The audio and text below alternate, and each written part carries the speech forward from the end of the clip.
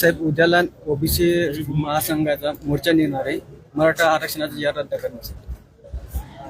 नाही, माझी खरं त्यांना विनंती आहे की हे खरं सगळं गैरसमजुतीवर चाललेलं आहे.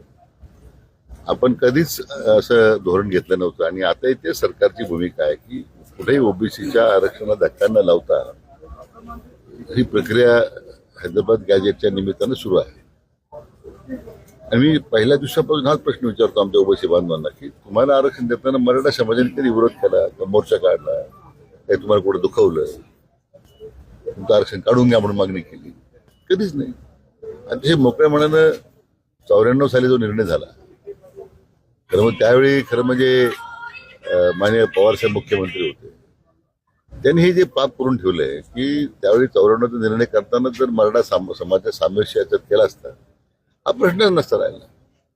पण समाजामध्ये दुही निर्माण करायची, हा जो विसावाद निर्माण झाला, हा संघर्ष निर्माण झाला, याचे पापाचं धनी कोण आहे? म्हणून मला वाटतं मोर्चेकऱ्यांनी अगोदर पवार साहेबांना आज विचारला पाहिजे की तुम्ही हे असं सामाजिक विषमता काय निर्माण केली. आणि मग आता हे जे मोर्चे निघत आहेत, काय कोणी मोर्चा काढण्याची विरोधात नाही, मी प्रत्येकाला तो अधिकार आहे, पण तरी ही भूमिका समजून घेतली पाहिजे की मोर्चा कशासाठी आहे. तुमचं आरक्षण अबाधित आहे, आपलं ओबीसीचं आरक्षण कमी करून त्यांनाच त्यांची संधी त्यांची जाणार आहे असं काही नाही आहे.